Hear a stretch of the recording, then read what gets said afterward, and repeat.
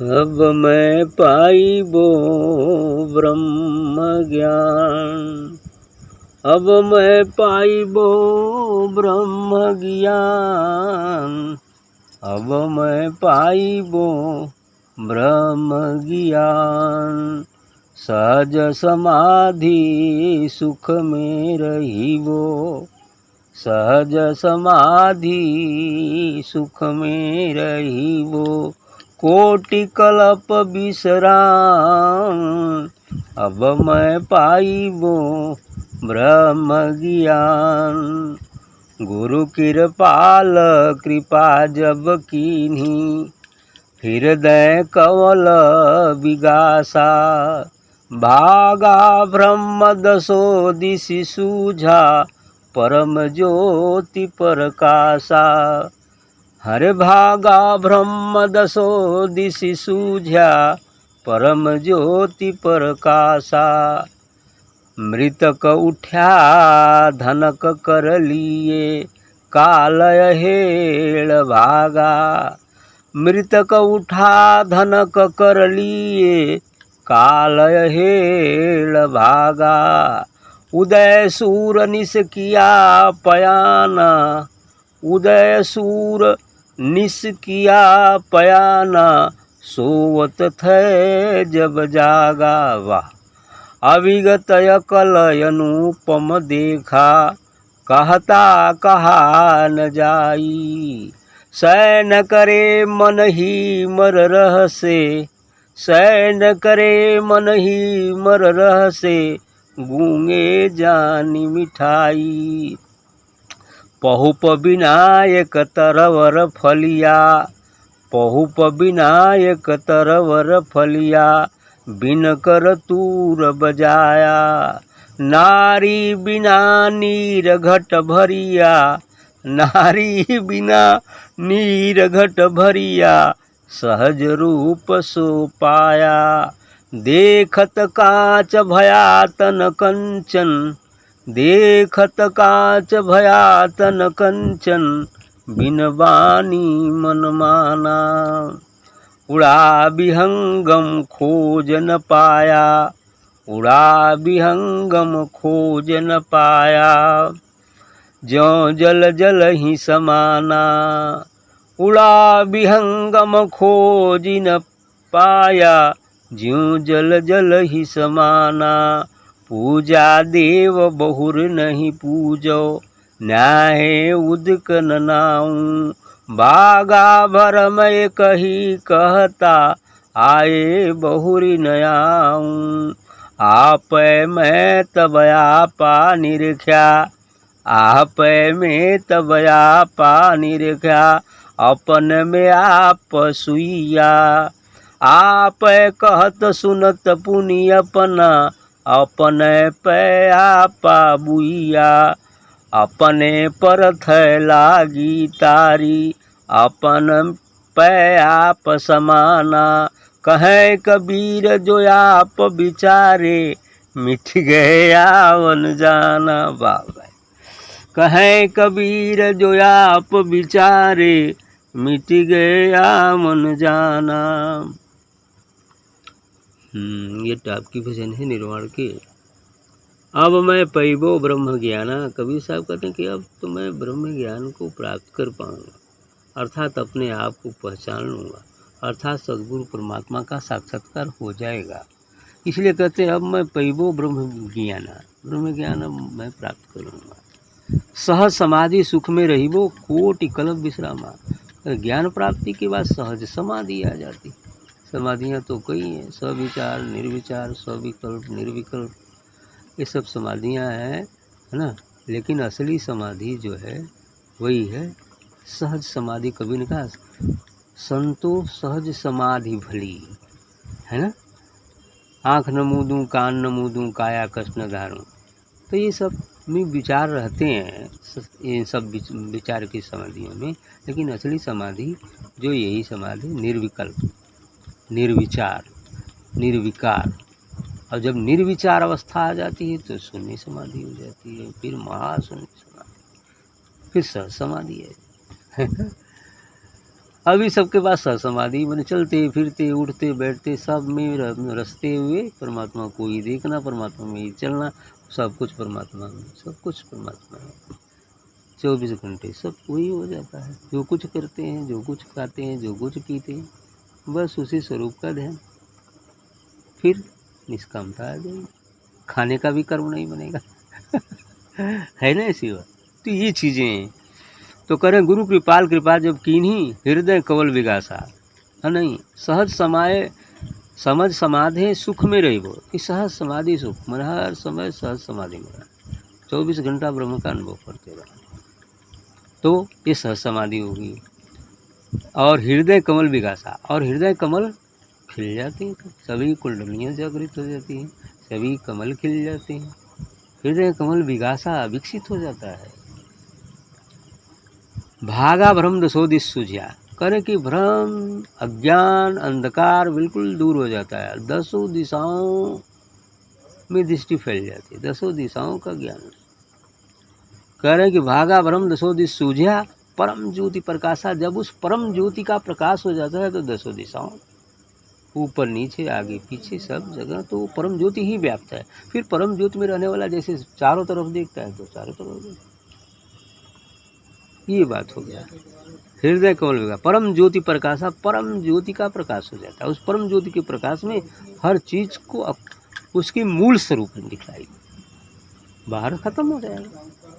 इसीलिए कहा सब में वो आत्मा को ही दिखता है, यही तो विराट दर्शन, सब में आत्मा परमात्मा ही दिखता है, फिर वस्तु नहीं दिखती। वस्तु के अंदर क्या है वो दिखता है, क्यों वस्तु है ये दिखता है। जीव का बाहरी स्वरूप न दिखकर जीव क्यों अस्तित्व में है ये दिखता है,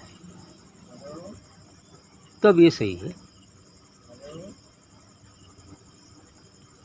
मृतक उठा धनक कर लिए, कथो कि तब परम ज्योति प्रकाश होला तो कही अभी मृतक जो मुर्दा रहल अब धनुष लेके तैयार हो, अब मारब काल एकदम उधिराए जीवा।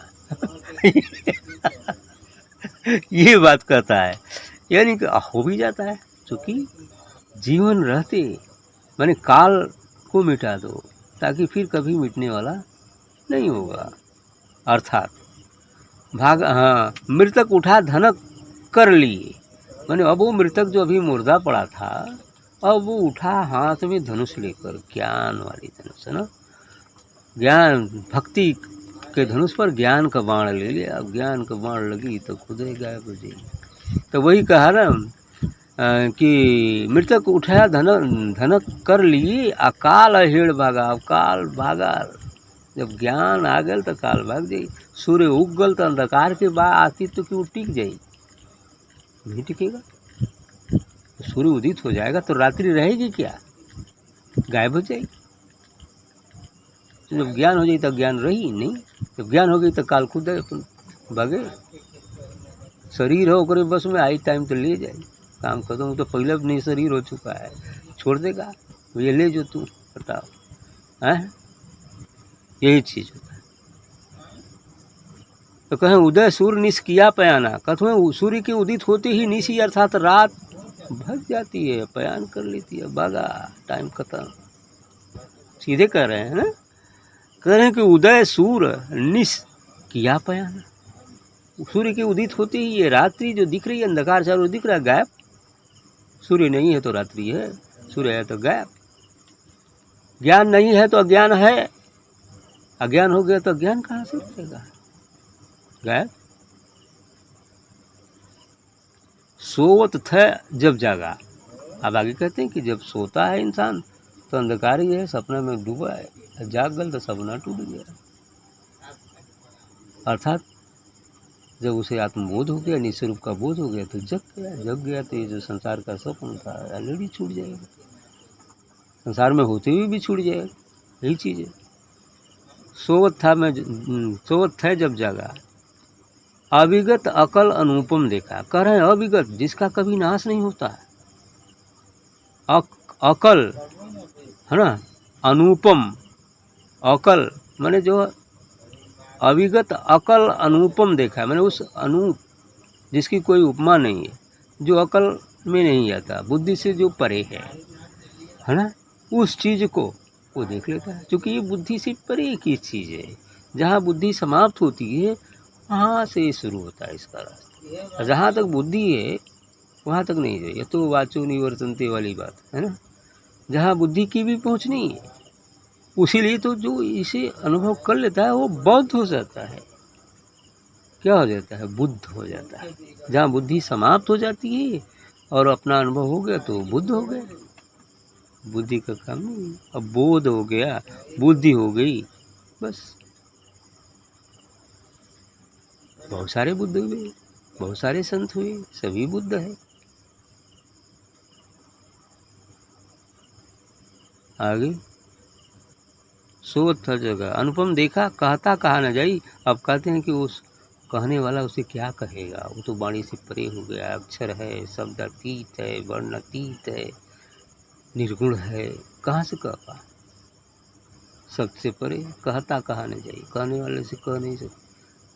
आनंद की व्याख्या क्या करेंगे, जितना व्याख्या करें कम पड़ जाएगा, जो भी व्याख्या करना चाहेंगे छोटा हो जाएगा।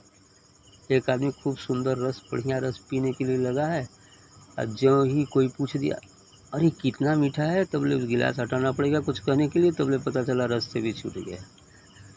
रस तो हल्की है ना, और कह भी नहीं पाएगा कि कितना मीठा है। ऐसी बात हूबहू कह भी नहीं पाएगा कि कितना मीठा है। वही बात कर कहा न जाए। शयन करे मन ही मर रहसे, और गूंगे जान मिठाई। और शयन करता है और मन ही मन आनंदित रहता है। अब वो शयन करता है, शांत रहता है, और मन ही मन उस रस का पान कर आनंदित रहता है, और वो गूंगे की मिठाई हो जाती है। जैसे गूंगे को मिठाई खिला दिया, जैसे कितना मीठा है, बस शांत रहा चुपचाप, काका होगा, ये बात हो जाता है। गूंगे की मिठाई पहुप बिना एक तरुअर फलिया, कथो डाल पत्ता ना लेकिन एक पेड़ फलता है। पहुप बिना एक तरोर फलिया, बिनकर तूर बजाया। पहुप नहीं है, यहाँ से सीधी चढ़ते जाओ शून्य में और आनंद फल मिल जाएगा। अब कौन डार पत्ता में बा लगल, कोनो डार पत्ता ना बा, और फल मिल जाए, आनंद फल, अमृत फल, अमर फल मिल जाएगा। तो इसलिए कह रहे हैं कि पहो बिना एक तरवर फलिया, बिनकर तूर बजाया। बिना हाथ का बाजा भी बजता है, ओंकार ध्वनि, घंटा शंख नगाड़े सब बिना हाथ के बजते हैं, बिना जिह्वा के निकलते। तो स्वर निकलेगा तो जिह्वा चाहिए, मुख चाहिए ना, बिना मुख बिना जिह्वा के स्वर निकले, ऐसी चीज। नारी बिना नीर घट भरिया, कि नारी अक्सर पहले के ज़माने में विशेषकर स्त्रियां जैसे गंगा या नदी में पानी भरने के लिए जाती, तो यहाँ कह रहे हैं कि नारी बिना नीर घट भरिया, कि नारी नहीं है लेकिन नीर घट में भर गया। अर्थात नारी से मतलब यहाँ नाड़ी से है। अब जब साधना करते करते वो जो है विदेह हो जाता है तो देह नहीं है, लेकिन घट में घड़े में नीर भरता है, बिना डोरी का वो भी खींच कर भरता है। सूरत के ध्यान के माध्यम से वो नीर अर्थात आत्म तत्व, अर्थात वो दिव्य प्रकाश को अपने अंदर आत्मसात करता है। यही जो है नीर का भरना है। नारी बिना नीर घट भरिया, सहज रूप सो पाया, और इसको वो सहज रूप से प्राप्त कर लेता है, आराम से। सहज समाधि में वो नारी भी नहीं है लेकिन पानी भर रहा है, घट भर रहा है, ऐसा करें। देखत कांच भया तन कंचन, देखत कांच भया तन कंचन, बिन बानी मन माना। करें कि देखते ही ये जो कांच का शरीर था कंचन हो गया। जो कांच शीशा मिट्टी का शरीर था अब सोना बन गया, दिव्य तेज के कारण अब सोना बन गया। देखत कांच भया तन कंचन, बिन बानी मन माना। और वहाँ बाणी भी नहीं पहुँच जाती है, बस मन आत्मा को एक आनंद प्राप्त हो गया। अब ये सबकी पहुँच नहीं है। उड़ा विहंगम खोज न पाया, और ये पक्षी उड़ा ज्यों जल जल ही समाना। कहीं अब पक्षी उड़ा विहंगम, लेकिन कोई उसे खोज नहीं पाया। तो उड़कर वहाँ चला जाता है, खोजने वाला बड़ा मुश्किल है। उसी प्रकार जैसे जल की बूंद जब सागर में मिल गई तो किए खोजी, खोजले खोजाई ना खोजाई। बस यही बात कि ज्यों जल जल ही समाना। कबीर साहब ने कहा ना, ढूंढत ढूंढत हे सखी कया कबीर हेराई। क्या बूंद समानी समुद्र में तो हेरी कैसे जाई। अपने तरफ से कहे, बाद में वो उलट दिए थोड़ा सा कि ढूंढत ढूंढत हे सखी गया कबीर हेराई, समद समानी बूंद को तो हेरी कैसे जाई। ये समुद्र बूंद को ही समाहित कर लिया तो कैसे हेराई, समुद्र हो गया।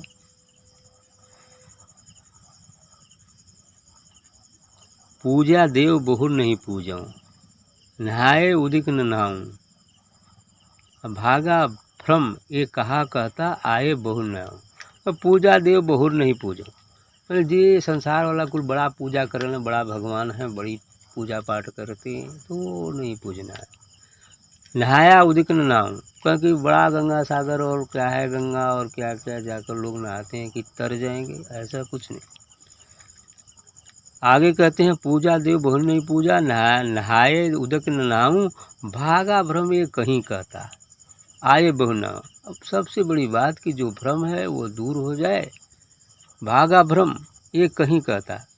मैंने यही एक बात है कि भ्रम भाग जाए, बस फिर बहुरी संसार में आना नहीं पड़ेगा। ज्ञान का भ्रम जब दूर हो जाए, ये अंधकार ज्ञान का अंधकार दूर हो जाए, सूर्य उदित हो जाए, अंधकार गायब हो जाएगा, बस फिर तब यहाँ आना नहीं पड़ेगा।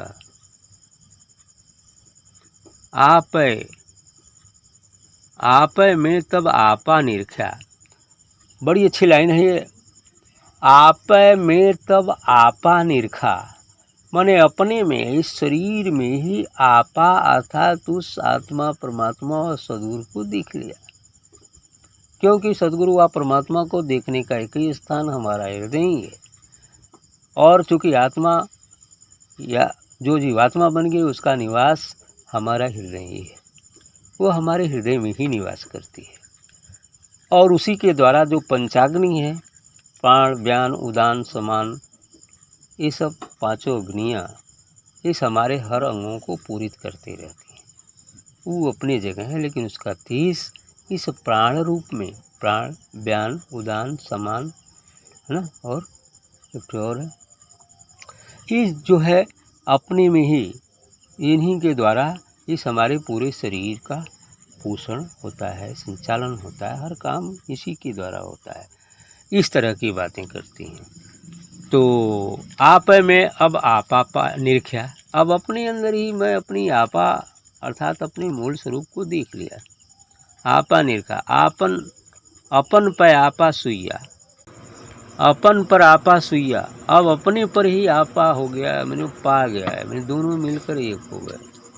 अपन पर आपा सुइया यानी आपा आ गया, यानी वही मूल, यानी बूंद या सागर बूंद को मिलाए